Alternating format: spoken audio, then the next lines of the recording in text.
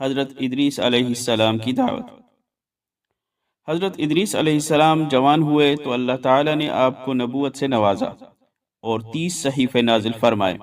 نبوت ملتے ہی آپ نے دعوت و تبلیغ کا کام شروع کر دیا۔ مسلسل دعوت دینے کے باوجود تھوڑے سے لوگوں نے ایمان قبول کیا اور اکثر لوگ جھٹلانے اور ستانے میں لگے رہے۔ جب لوگوں کا ظلم و ستم حد سے بڑھ گیا تو وہ اللہ تعالیٰ کے حکم سے اہل ایمان کو لے کر بابل سے مصر چلے گئے اور دریائے نیل کے کنارے آباد ہو گئے، اور آخری وقت تک لوگوں کے درمیان انہی کی زبان میں اللہ کا پیغام اور دینی دعوت کا فریضہ انجام دیتے رہے۔